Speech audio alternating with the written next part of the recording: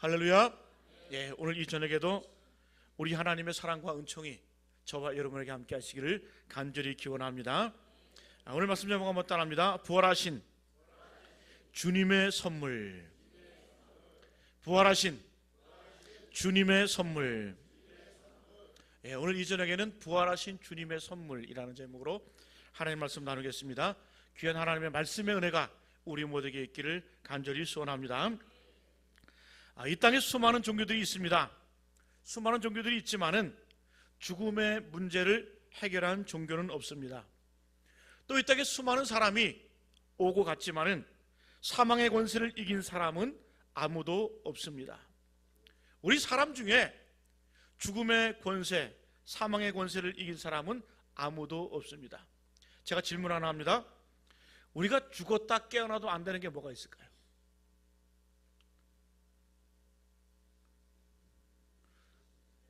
죽었다 깨어나도 못하는 것, 안 되는 게 뭐가 있을까요? 죽었다 깨어나는 게 안 되죠. 너무 흥분하지 마시고, 우리가 죽었다 깨어나도 안 되는 건 죽었다 깨어나는 겁니다. 우리 수많은 종교가 있었지만은 또 수많은 사람들이 오고 갔지만은 그러나 이 죽음의 문제를 해결한 사람이 없었습니다. 이 땅에 많은 사람들이 종교를 창시하고 또 엄청난 업적을 남기고 죽었지만은 그러나 결국 그들도 사망을 이기지 못하고 무덤 속에 갇히고 말았습니다. 그래서 다른 종교는 웅대한 무덤을 자랑을 합니다. 그러나 우리 기독교는 빈 무덤을 자랑합니다. 왜입니까? 예수께서 부활하셨기 때문인 줄로 믿습니다. 그래서 우리 기독교에는 무덤이 없어요. 예수님의 시체도 없습니다. 왜요? 예수님께서는 부활 승천하셨기 때문에. 그래서 누군가가 우리 기독교를 무너뜨리고 싶은 사람이 있다면 예수님이 묻힌 무덤을 찾아내면 됩니다. 또 예수님의 시체를 발견하면 됩니다. 그것만 발견하면 우리 기독교는 하루아침에 무너지고 말 것입니다. 그러나 아무도 그렇게는 할 수가 없습니다. 왜입니까? 예수님께서는 죽음을 이기시고 죽은 자 가운데서 살아나셨기 때문인 줄로 믿습니다. 그리고 그분은 승천하셨습니다. 그리고 주님께서는 지금도 살아계셔서 하늘 보좌 우편에 앉아 계십니다. 그리고 이 땅에 다시 오셔서 산자와 죽은 자를 심판하러 다시 오실 재림주인 줄로 믿습니다. 여러분, 예수께서 부활했다는 이 사실 확실한 증거입니다. 우리가 지난 시간에 지난 수요 예배 때 우리가 부활의 여러 증거에 대해서 말씀을 나눴죠. 성경에서는 이 예수님의 부활에 관하여 400번 이상 반복적으로 기록하고 있습니다. 그래서 성경 어디에도 부활에 대해서 논쟁을 삼은 적이 없어요. 또 토론의 대상으로 설명한 적도 없습니다. 왜요? 예수님의 부활은 엄연한 사실이기 때문에. 오직 성경에서는 예수님은 부활하실 것이다 이 예언을 했고 예수님이 부활하셨다라고 하는 이러한 선포가 있을 뿐이라는 사실이에요. 예수님의 부활에 대한 예언과 예수님의 부활하신 사실에 대한 선포만이 성경에 기록되어 있습니다. 여러분, 어떤 사람도 어떤 종교도 흉내낼 수 없는 그 사실이 있다고 하면 바로 예수님이 부활하셨다는 이 부활의 소식인 줄로 믿습니다. 여러분, 다른 종교가 기독교를 흉내내 보려고 하는 많은 시도들이 있어요. 원래 이 절은 어디에 있습니까? 산에 주로 있죠. 산 중에 절이 많은데 요즘에는 도시에도 불교 사찰들이 참 많이 있습니다. 산에서 내려와서 도심에 절간을 세우고 교회를 많이 모방하려고 합니다. 제가 예전 학생 때 그 원불교 교당을 가본 적이 있어요. 원불교 교당. 근데 가보니까 예배 형식이 우리 교회하고 똑같아요. 우리로 말하는 찬송가 부르고 기도하고 설교하고. 그러니까 교회의 어떤 그런 형태를 그대로 본다더라고요. 제가 원불교 신자에서 간 것이 아니라 공부하기 위해서 간 거예요. 공부하기 위해서. 오해 없으시기 바랍니다. 여러분, 교회가 찬송을 부르니까 이 절도 연불 대신 찬불가를 만들어서 노래를 합니다. 또 우리 기독교에서 성경학교를 하니까 불교에서 뭐예요? 불경학교를 합니다. 또 주일마다 우리가 모여서 예배하는 것처럼 저들도 주일마다 정기 예불 집회를 가집니다. 심지어 여러분 절에서 신방도 해요. 신방도 합니다. 또 우리가 구역 조직, 속회 조직 있는 것처럼 구역도 조직을 해놨습니다. 노방전도도 합니다. 불교에서, 절에서. 다 흉내낼 수 있어요. 다 모방할 수 있습니다. 그러나 흉내낼 수 없는 분명한 사실이 하나 있습니다. 그게 뭐죠? 예수 그리스도의 부활인 줄로 믿습니다. 다른 것들은 다 모방하고 다 흉내내고 다 본딴다 할지라도 오직 예수 그리스도의 부활은 아무도 흉내낼 수 없는 것이고 또 아무도 따라할 수 없는 그러한 엄연한 기독교의 진리라는 사실이에요.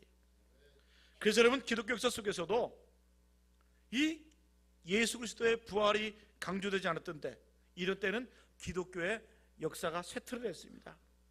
그러나 그리스도인들이 부활을 우리 자신의 부활로 받아들이고 믿고 예수를 부활의 주님으로 인정하는 그 시대는 교회는 부흥을 했다는 사실이에요. 오늘 말씀에 보니까 부활하신 주님께서 제자들에게 나타나셨습니다. 그리고 부활하신 주님께서는 제자들에게 3가지의 선물을 주셨습니다. 어떤 선물을 주셨을까요? 궁금하시죠? 오늘 부활하신 이 예수님의 입에 주목하시길 바랍니다. 오늘 예수님께서는 제자들에게 나타나셔서 3가지 선물을 주시는데 말씀이 기록되어 있죠. 19절에 너희에게 평강이 있을지어다. 또 22절에 성령을 받으라. 그리고 마지막 23절에 죄 사함을 받으라. 여러분, 부활하신 주님께서 우리에게 큰 선물 주셨는데 바로 이 3가지예요. 너희에게 평강이 있을지어다. 성령을 받으라. 죄 사함을 얻으라. 여러분, 이 말씀을 통해서 제자들이 누렸던 그 선물을 오늘 이 시간 우리 모두 다 함께 누리시는 저와 여러분 되시기를 간절히 축복합니다. 한번 따라합니다. 평강이 있을지어다. 평강이 있을지어다. 예수님의 첫 번째 선물, 바로 너희에게 평강이 있을지어다. 19절 말씀 한번 읽어볼까요? 19절 말씀 시작. 이날 곧 안식 후 첫날 저녁 때에 제자들이 유대인들을 두려워하여 모인 곳에 문들을 닫았더니 예수께서 오사 가운데 서서 이르시되 너희에게 평강이 있을지어다. 아멘. 오늘 19절에 보니까 어떻게 시작합니까? 이날 곧 안식 후 첫날 저녁 때에. 우리가 20장 1절은 지난주에 했었죠. 20장 1절은 뭘로 시작해요? 안식 후 첫날 일찍이 아직 어두울 때라고 시작을 합니다. 근데 오늘 말씀은 어떻게 시작해요? 이날 곧 안식 후 첫날 저녁 때에. 예수님께서 부활하신 그 이른 아침을 지나서 이제 저녁이 되었습니다. 이미 이른 새벽에 여인들은 부활하신 예수님을 이미 만났습니다. 이 여인들은 부활하신 예수님을 만난 이 순간부터 삶이 완전히 바뀌었어요. 빨리 가서 이 소식을 전하라고 하는 이 예수님의 말씀을 듣고 이 여인들은 이 골목 저 골목 또 이 마을 저 마을 뛰어다니면서 미친 듯이 예수가 부활했다, 예수님이 부활하셨다라고 외치고 다녔습니다. 그런데 이 엄청난 사건이 있을 때에 이 예수님의 제자들은 무엇을 하고 있습니까? 지금 계속되는 성경 말씀 19절 하반절에 보니까 제자들이 유대인들을 두려워하여 모인 곳에 문들을 닫았더니, 예수의 부활을 경험한 이 여인들은 이리저리 뛰면서 기쁨 가운데 예수의 부활 소식을 전했는데 저녁 때가 되도록 이 예수님의 제자들은 어떻게 했어요? 두려워하여 모인 곳에 문들을 닫았다. 다락방 깊숙이 모여 앉아서 뭘 했습니까? 두려워하고 무서워했을 뿐입니다. 왜일까요? 소문이 있었죠. 예수님을 못 박아 죽인 이 유대인들이 로마 정부와 함께 예수님의 제자들을 잡아 죽일 것이라고 하는 그 소문을 듣고 무서워한 거예요. 오늘 이 본문에 보니까 제자들이 유대인들을 두려워하여 모인 곳에 문들을 닫았더니, 문들 이렇게 표현하죠. 문들, 문이라고 표현하지 않고 문들이라고 복수로 기록하고 있습니다. 이 말은 뭐예요? 문 하나만 닫은 것이 아니라 2중 3중으로 문을 닫아버렸다는 거예요. 집안에 있는 모든 문들은 무서워가지고 무엇을 떨며 다 닫아버렸다는 거예요. 얼마나 공포와 두려움에 휩싸였으면은 2중 3중으로 다 닫아버렸다는 표현을 지금 말씀에 표현하고 있습니다. 여러분, 바로 이때 예수님께서 찾아오셨습니다. 문을 두드린 게 아니에요. 누가 문을 열어준 것도 아닙니다. 또 문을 부수고 들어온 것도 아니에요. 근데 갑자기 예수님께서 제자들 가운데 우뚝 서 계세요. 갑자기 시공을 초월해서, 공간을 초월해서. 저는 이 예수님의 모습을 보면서 우리도 부활 이후에 이런 모습이 될 것이다라고 상상을 할 수가 있습니다. 여러분, 우리도 주님을 본받아서 우리가 부활을 하게 되는데 어떤 모습 부활할지 우린 잘 몰라요. 그러나 오늘 이 예수님의 모습을 통해서 우리는 우리도 예수님처럼 시공을 초월하는 그런 모습으로 부활할 것이다 라고 우리에게 믿음이 있는 거예요. 예수님께서는 갑자기 제자들의 중간에 뿅 하고 나타나셨어요. 얼마나 무섭겠어요. 예? 예수님하고 비슷하긴 비슷한데 죽은 예수님이 살아올 것이라고는 도저히 상상이 안 되는 거예요. 근데 예수님께서 갑자기 중간에서 나타나셔서 뭐라고 말씀해요?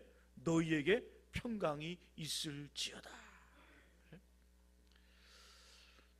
생긴 거는 주님처럼 생겼는데 도저히 믿기지가 않는 거예요. 어떻게 죽은 자가 다시 살아날까? 여러분, 이 같은 본문을 다루고 있는 누가복음 24장 37절에 보면은 이런 표현이 있어요. 저희가 놀라고 무서워하여 그 보는 것을 영으로 생각하는지라. 놀라고 무서워해서 보는 것을 뭘로 생각했다? 영으로 생각했다. 영. 여러분이 영으로 생각했다는 건 점잖은 표현이에요. 점잖게 표현해서 영으로 생각하는지라고 했지, 알기 쉽게 표현하면은 이거 귀신 아닌가? 유령 아닌가? 이런 표현입니다. 영으로 생각했다는 얘기는 인간이 아니라는 거예요. 귀신으로 봤고 유령으로 봤다라는 거예요. 근데 그 주님께서 이런 제자들을 향해서 예수께서 오사 가운데 서서 이르시되 뭐라고 말씀하세요? 너희에게 평강이 있을지어다. 제일 먼저 하신 말씀이 바로 너희에게 평강이 있을지어다. 어떤 분 농담으로 그런 얘기를 하더라고요. 예수님께서 부활하신 이후에 제일 먼저 하신 말씀이 뭘까? 내가 보이냐? 이런 말씀 하셨대. 성경에 기록되지 않아서 그렇지. 여러분, 예수님께서 제자들에게 나타나서 제일 먼저 하신 말씀이 너희에게 평강이 있을지어다. 여러분, 이 말씀이 얼마나 제자들이 듣고 싶은 말씀이었겠어요. 지금 여러분 제자들의 상태를 보십시오. 두려움에 떨고 있습니다. 온몸을 다 걸어잠갔어요. 있는 분들은 꽁병이 동요매고 무서워 떨고 있다는 사실이에요. 여러분, 또 제자들 가운데는 두려움도 있었고 무서움도 있었지만은 미안한 마음도 있었겠죠. 예수님 십자가에 달려 돌아가실 때 뿔뿔이 흩어지고 도망갔고 자를 지켰던 제자들은 없었습니다.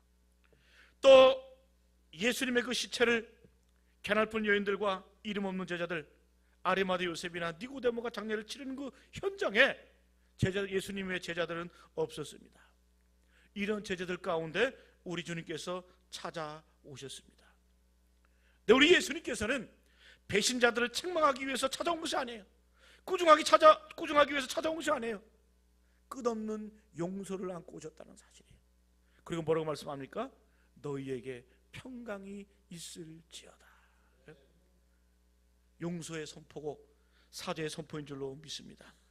여러분, 두려움에 떨고 있는 제자들, 불안에 신음하는 제자들, 공포에 시달리는 제자들, 이를 향해서 예수님께서는 21절에 또 반복해서 말씀하시죠.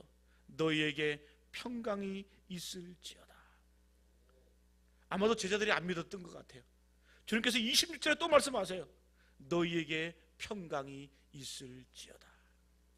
19절과 21절과 26절 세 번에 반복해서 주님께서는 너희에게 평강이 있을지어다. 여러분, 예수님의 이 한마디에 제자들의 모든 과거는 용서가 되어졌습니다. 공포는 사라졌습니다. 두려움은 눈 녹듯이 녹아졌습니다.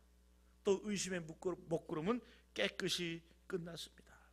사랑하는 교회 여러분, 오늘 부활하신 이 주님의 선포, 너에게 평강이 있을지어다, 이 말씀은 2000년 전 제자들에게 하신 말씀이 아니에요. 바로 저와 여러분에게 지금도 하고 계신 말씀인 줄로 믿습니다. 너희에게 평강이 있을지어다. 사랑하는 교회 여러분, 불안에 떨고 계십니까? 또 때로는 무기력하게 살아가는 분들이 계십니까? 또 인생의 절망 가운데 사로잡혀 있는 분들이 있습니까? 오늘 이 시간 주님 찾아주셔서 말씀합니다. 너희에게 평강이 있을지어다. 여러분, 주님께서는 요한복음에 보면은 평강이 있을지어다라는 말씀하신 이후에 갈릴리로 가라고 말씀하셨어요. 갈릴리로 가라. 왜 주님께서는 갈릴리로 가라고 말씀하셨을까요? 여러분, 이 예수님의 제자들이 주님께서 제자들에게 너희가 갈릴리로 가라고 말씀하셨을 때 내가 예수님의 제자라고 한다면 눈물이 났을 것 같아요. 그 소리를 듣는 그 순간. 여러분, 갈릴리는 어떤 곳입니까? 예수님과 제자들이 제일 처음 만난 곳이에요. 추억이 서렸던 곳이에요. 예수님과 제자들의 첫사랑이 있던 곳이 바로 갈릴리예요. 여러분, 예수님께서는 예루살렘에서 너희를 만나겠다고 말씀하신 게 아니에요. 어디에서? 갈릴리에서 너희를 만나겠다. 제자들과의 끈끈한 정이 있었던 곳, 첫사랑이 있던 곳, 눈물이 있던 곳, 함께 동고동락하고 함께 울며 함께 기웃했던 그 장소, 갈릴리에서 주님께서는 만나겠다고 약속하셨어요. 왜요? 책망하기 위해서? 비난하기 위해서? 벌 주기 위해서? 아닙니다. 용서해 주시기 위해서. 그 말씀이 바로 오늘 말씀, 너에게 평강이 있을지어다. 우리가 삶의 불안에 또 무기력증에 절망 가운데 있을 때에도 오늘 이 시간 그 주님의 음성을 듣고 돌아가시는 우리 모두 되시기를 간절히 축복합니다. 너희에게 평강이 있을지어다. 자, 두 번째, 우리 부활하신 예수님의 선물 따라합니다. 성령을 받으라. 성령을 받으라. 예수님께서는 우리에게 평강을 얻으라 이렇게 말씀하셨는데, 또 우리 마음 가운데 내가 평강해지고 싶다. 여러분, 우리 사람들은 그래서 평강이 얻어지는 게 아니에요. 평강은, 바로 이 샬롬은 성령님의 선물인 줄로 믿습니다. 예수께서 너에게 평강이 있을지어다라고 말씀하셨지만은 그 평강, 그 평강이 내 마음 가운데 확신되기 위해서는 뭐가 있어야 돼요? 성령님의 내주하심과 성령 충만함이 있어야 된다는 사실이에요. 여러분, 그래서 주님께서는 오늘 말씀해 보시면 22절 말씀 같이 한번 읽어볼까요? 시작. 이 말씀을 하시고 그들을 향하여 숨을 내쉬며 이르시되 성령을 받으라. 이 말씀을 하시고, 어떤 말씀이에요? 너희에게 평강이 있을지어다. 그렇게 말씀하신 이후에 그들을 향하여 숨을 내쉬며 내쉬면서 어떻게? 성령을 받으라. 그래서 우리가 이 말씀에 상징하는 건 뭐예요? 오늘 본문은 바로 이 하나님이 주시는 평강과 성령은 연결이 되었다는 거예요. 그렇습니다. 성령은 연약한 자를 강하게 합니다. 슬픈 자를 기쁘게 만들어줍니다. 내결적인 사람을 뜨겁게 만들어줍니다. 무식한 사람을 지혜롭게 만들어줍니다. 교만한 사람을 겸손하게 만들어주십니다. 두려움에 떨던 제자들에게 평강을 허락하여 주십니다. 우리가 성령을 받기만 하면, 성령을 받기만 하면 우리 가운데, 여러분, 두려워 떨던 그 제자들이 천국의 사도가 되었고 순교자가 될 것처럼 우리도 성령 충만하게 되면 우리 가운데 평강이 임하고, 또 지금 뭐라고 말씀해요? 내가 너희를 보내노라고 말씀하시잖아요. 평강 가운데 우리가 이 세상을 향해서 나가게 되는 줄로 믿습니다. 여러분, 이 말씀을 보니까 숨을 내쉬며 이르시되, 숨을 내쉬며 이르시되, 그분의 숨은 도대체 무엇을 의미하는 것일까요? 저는 이 말씀을 읽으면서 예수께서 숨을 내쉬었다라고 하는 이 말씀 가운데 창세기의 천지 창조의 그 말씀이 생각이 나더라고요. 태초에 하나님께서 흙으로 사람을 빚어 만드시고 그 코에 생기를 불어 넣으셨다. 후 하고 불어 넣으셨다. 바로 그 생기가 바로 주님께서 불어 넣으신 그 바람인 줄로 믿습니다. 그 숨인 줄로 믿습니다. 여러분, 하나님께서 그 코에 생기를 불어 넣으실 때 인간의 존재는 리빙 소울, 살아있는 영적인 존재가 되었습니다. 그래서 우리 인간은 두 가지로 구성되어 있어요. 첫 번째는 흙으로 되어 있고, 원문에 보면 흙이 아니라 먼지예요. 먼지, 티끌. 우리 인간은 티끌로 되어 있습니다. 먼지로 되어 있어요. 또 한 가지는 하나님의 영으로 되어 있습니다. 그래서 우리 인간이라고 하는 존재는 먼지와 하나님의 영이 결합된 그런 존재예요. 그래서 우리는 선택을 해야 됩니다. 내가 하나님의 영으로 살 것인가, 아니면 먼지같이 티끌 일으키는 그런 먼지 같은 인생을 살 것인가. 여러분, 우리가 하나님의 영이 내 안에 거하시지 않으면 우리는 먼지 같은 인생을 삽니다. 티끌 같은 인생을 살 수밖에 없다는 사실이에요. 그런데 하나님께서 우리 인간을 만드시고 그 코에 생기를 불어넣으셨을 때 우리는 하나님이 기뻐하시는 하나님의 형상대로 지음받은 영적인 존재가 된 줄로 믿습니다. 여러분 이 시간 선택하시길 바랍니다. 오늘 주님께서는 숨을 내쉬며 이르시되 성령을 받아라고 말씀해요. 숨을 내쉬면서 그 숨결을 느끼시길 바랍니다. 그 바람을 느끼시길 바랍니다. 여러분 계절이 변하기 위해서는 봄, 여름, 가을, 겨울 계절이 변하기 위해서는 먼저 바람이 변해요. 바람이 변해야 계절이 변하는 거예요. 네? 여러분 우리 가운데 성령의 바람이 불 때 우리 심령 가운데 차갑고 딱딱하고 메마른 심령이 옥토와 같은 그러한 하나님의 성령 가운데 거하시는 하나님의 영이 충만한 그러한 존재로 변화되는 줄로 믿습니다. 여러분 숨을 내쉬며 이르시되 성령을 받으라. 이 말씀은 바로 이 에스겔 골짜기를 연상해 줍니다. 에스겔 골짜기의 그 말라빠진 뼈들을 향하여 에스겔은 외치죠. 생기야 사방에서 불어와 이 사망을 당한 자들에게 불어 살게 하라. 생기의 바람이 불어와서 메마른 뼈들에게 임하였을 때 그 뼈들이 결합이 되고 엉키고 설켜서 생명이 살아있는 존재가 되었다는 거예요. 여러분 하나님의 성령의 이 호흡이 우리에게 불어닥치면 우리도 죽음의 자리에서 일어나게 되는 줄로 믿습니다. 절망의 자리에서 일어나게 되는 것입니다. 질병의 자리에서 일어나게 되는 거예요. 여러분 이 시간 부활하신 예수님을 통하여 그 성령의 숨을 들어 마시기를 간절히 축복합니다. 여러분 이 시간 예배 마치고 기도하실 때 그 예수님의 숨을 느끼시길 바랍니다. 하나님의 그 성령의 숨결을 느끼시길 바랍니다. 여러분 그분의 그 숨결이 우리 가운데 들어올 때 우리의 몸은 따뜻해집니다. 우리의 영은 새로워집니다. 여러분 저도 이렇게 기도할 때 조용히 묵상 기도하다 보면은 기도가 안 될 때가 있어요. 그러면 그냥 하나님의 그 예수 그리스도의 십자가를 묵상을 합니다. 묵상을 하다 호흡하면서 이렇게 묵상을 하다 보면은 저도 모르는 사이에 10분, 20분, 30분이 지나고 나면은 저도 모르는 사이에 그 숨쉬는 중간 들숨날숨을 하면서 하나님의 아들 주 예수 그리스도시여 하며 들어주시고 이 죄를 불쌍히 여기소서 이렇게 기도하면은 언젠가 모르게 내 몸이 따뜻해져요. 그러면서 성령의 바람이 불어와서 내 영이 회복이 되고 여러분 오늘 이 밤에 그 하나님의 숨결을 느끼시기를 간절히 축복합니다. 네? 여러분 예수 그리스도의 그 성령의 바람이 우리 가운데 불어주면 우리가 변화돼요. 기쁨이 넘쳐요. 평강이 넘쳐요. 예수님의 제자들처럼 나가서 순교하게 됩니다. 네? 그래서 어떤 분은 그런 얘기 하더라고요. 성령 받기 싫대. 왜 그러냐 그러니까 순교할까 봐 겁나서 성령 받기 싫대. 여러분 그런 거 그건 아니잖아요. 그건 아니잖아요. 여러분 예수님의 제자들이 성령 받고 나가서 순교하고 사도가 되었다는 얘기는 뭡니까? 그만큼 능력의 사람이 되었다는 거예요. 네? 성령 받으시길 바랍니다. 주님의 음성을 듣기를 간절히 축복합니다. 마지막으로 따라합니다. 죄사함을 받으라. 예수님께서 부활하신 그 주님께서 우리에게 주신 세 번째 선물 죄사함을 받으라. 평강이 있을지어다 성령을 받으라.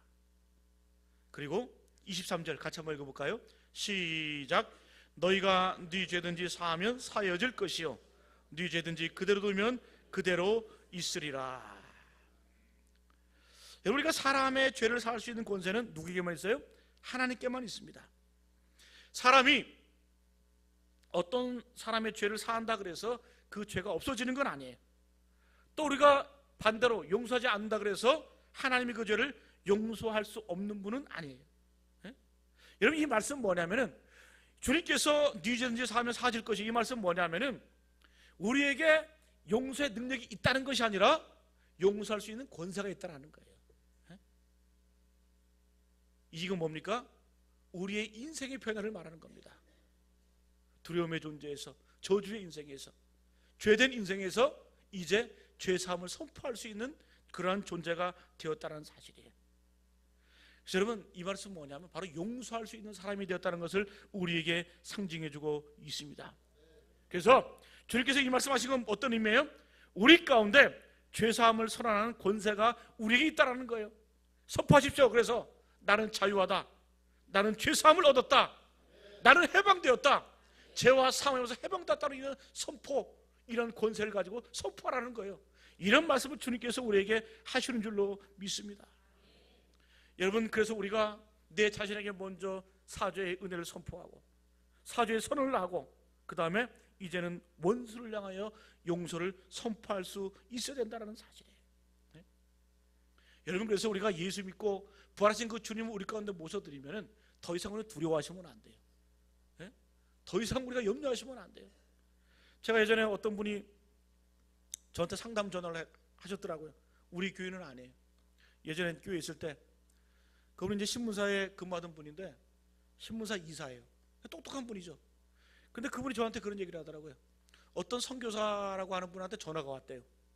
전화가 와서 뭐라고 얘기하냐면 쭉 이런저런 자기 사역을 이야기하면서 요는 그거예요.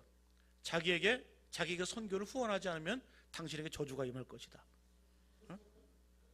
당신이 좀 안 좋은 일이 일어날 것이다. 그렇게 얘기를 했대요. 근데 그분은 도와줄 형편은 안 되니까 마음이 답답한 거예요. 그래서 며칠 고민을 하다가 저한테 전화를 했더라고요. 이거 어떻게 해결해야 됩니까? 선교사도 목사잖아요, 그죠? 목사가 그런 저주를 선포하고 그런 재앙을 이야기하고 그 안 좋은 일 얘기를 하니까 제가 그랬어요. 집사님, 우리 인간에게는 저주할 수 있는 권한은 없습니다. 축복할 수 있는 축복의 선포를 할 수 있어도 저주의 권세는 없습니다. 여러분, 우리가 예수 믿고 예수께서 내 안에 있다는 건 뭐예요? 이미 모든 저주와 죄와 사망에서 벗어났다는 거 아니겠어요? 왜 자꾸 거기에 매여서 얽매여 있고 스스로 선포하라 그랬잖아요. 나는 자유하다. 나는 죄사함을 얻었다. 나는 새 사람이 되었다. 여러분, 더 이상 어떤 협박이나 어떤 굴레나 어떤 여러분 이 저주에 속지 마시길 바랍니다. 여러분, 그런 거 가지고 교인들을 여러분 올가매고 그런 거 가지고 여러분 꼼짝달싹 못하게 많은 그런 목사들이 얼마나 많이 있어요. 여러분, 해방을 누리십시오. 그리스도 예수 안에 있는 자에게는 결코 정죄함이 없습니다. 그리스도 예수 안에 있는 생명의 성령의 법이 죄와 사망의 법에서 우리를 해방한 줄로 믿습니다. 자유하시고 또 죄사함을 선포하시기 바랍니다. 내가 죄사함 받았으면 이제 이웃을 향해서 원수를 향해서 용서를 선포하십시오. 이런 권세가 우리에게 있는 줄로 믿습니다. 여러분, 그래서 예수 그리스도의 복음 중에 가장 귀한 복음 바로 이 사죄의 복음이에요. 우리 죄가 용서받았다. 내가 죄사함을 받았다. 여러분, 이것 때문에 얼마나 사람들이 살아났습니까? 얼마나 많은 사람들이 평안을 얻게 되었습니까? 얼마나 많은 사람들이 진리 안에서 자유를 누리게 되었습니까? 여러분, 오늘 이 저녁에 내 마음속에 염려가 있고 불안이 있고 해결하지 못한 죄사함이 있습니까? 죄를 고백하십시오. 회개하십시오. 죄사함의 은총이 저와 여러분에게 임하게 될 줄로 믿습니다. 여러분, 사랑하는 성도 여러분, 예수님께서는 부활하셨습니다. 로슈 맥도르라는 분이 이런 얘기를 했어요. 이분은 대학생 선교를 위해서 평생을 헌신했는데 이런 얘기를 했습니다. 예수 그리스도의 부활이 사실이 아니라면 기독교는 인류 역사상 최고의 사기극이다. 그러나 부활이 사실이라면 부활을 알지 못하는 사람들에겐 최대의 비극이 될 것이다.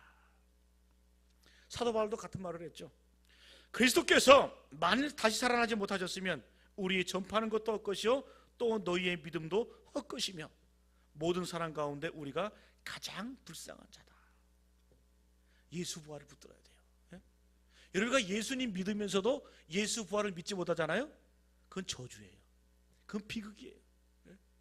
예수 부활, 그 예수 부활의 확실히 우리 가운데 있기를 간절히 축복합니다. 여러분, 세계적인 신학자 일본의 우찌무라 간조는 이런 얘기를 했습니다. 나는 예수님의 부활을 믿으려고 해서 믿은 것이 아니고 어느 날 눈을 뜨고 보니 나는 예수님의 부활을 믿을 수 있는 사람이 되었다. 추워도 의심하지 않았다. 부활의 능력이 내 삶을 감동하고 감싸고 부활의 능력이 내 안에 역사하고 있는 것을 나는 발견하게 되었다. 이 우찌무라 간조는 여러분 세계적인 신학자예요. 석학이에요. 그런데 여러분 이 우찌무라 간조 고백하는 거 보니까 부활의 능력이 내 삶을 감동시킨다. 나를 감싼다. 그 부활의 능력이 내 안에 역사하는 것을 나는 매일매일 경험하고 체험한다. 여러분, 우리가 부활을 믿는다고 하면 두려워할 게 뭐가 있겠어요? 염려할 게 뭐가 있겠어요? 다소 고난과 어려움이 있다 할지라도 우리는 여러분 최후 승리를 믿는 거예요. 부활의 확신이 있기 때문에 여러분 그게 축복인 줄로 믿습니다. 예. 여러분, 이 부활의 확신 때문에 예수님의 십자가 앞에서 뿔뿔이 흩어졌던 예수님의 제자들이 또 배신하고 돌아섰던 예수님의 제자들이 자신의 생명을 초계와 같이 버릴 수 있었습니다. 그 두려워하고 문들을 이중 삼중을 걸어 잠궜던 그 예수님의 제자들이 이제 자신의 생명을 아랑곳하지 않고 예수를 전할 수 있었습니다. 그 힘이 어디에 있었을까요? 바로 부활신앙인 줄로 믿습니다. 여러분, 무엇이 들 그렇게 무섭게 변화시켰을까요? 바로 부활의 확신이었고, 그 부활의 확신은 성령의 임재를 통해서 확신하게 되었고, 평강을 누리게 되었고, 그리고 그 죄사함의 그 능력을 선포하는 천국의 사도들이 되었습니다. 여러분, 사도행전 3장 14절 말씀에 사도 바울은 이런 말씀을 합니다. 마지막 이 말씀 제가 읽어드리고 말씀을 마치겠습니다. 사도행전 3장 14절 말씀, 너희가 거룩하고 의로운 자를 부인하고 생명의 주를 죽였도다. 너희가 거룩하고 의로운 자를 부인하고 생명의 주를 죽였도다. 바로 저와 여러분들의 모습입니다. 유대인들을 향한 말씀이기도 하지만은 오늘 이 시대를 사는 저와 여러분을 향한 말씀이에요. 그러나 하나님께서 죽은 자 가운데서 다시 살리셨으니 우리가 이 일의 증인이로다. 저와 여러분이 증인하는 거예요. 부활의 가장 확실한 증거는 바로 저와 여러분이 되어야 될 줄로 믿습니다. 저와 여러분이 증인이에요. 여러분, 오늘 말씀 부활하신 그 주님의 입에 주목을 하십시오. 우리 주님께서는 부활하신 이후에 제자에게 나타나셔서 딱 세 마디 하셨어요. 오늘 말씀의 근거에서 첫 번째, 너희에게 평강이 있을지어다. 두 번째, 성령을 받아라. 세 번째, 죄사함을 받아라. 이 평강, 이 예수님의 평강 때문에, 평강의 선포 때문에 우리는 모든 죄와 저주에서 해방되었습니다. 평강을 누리게 되었습니다. 그리고 이 평강은 우리의 성령 충만함으로 확신할 수가 있어요. 또 이 성령 충만함으로 우리의 죄사함 구원의 확신을 얻을 수 있었고, 우리의 삶이 생명력을 얻게 되는 줄로 믿습니다. 여러분, 내가 신앙생활이 답답하고 두렵고 낙심되었어요. 무기력합니까? 부활의 주님을 다시 한번 만나시길 바랍니다. 이 부활의 주님의 음성을 다시 한번 듣시길 바랍니다. 우리 가운데 생기가 일어나서 하나님의 놀라운 역사와 은혜 가운데 우리가 새로운 출발을 하게 될 줄로 믿습니다. 이 말씀 우리 가운데 깊이 새기고 승리하시는 우리 모두가 되시기를 간절히 축복합니다.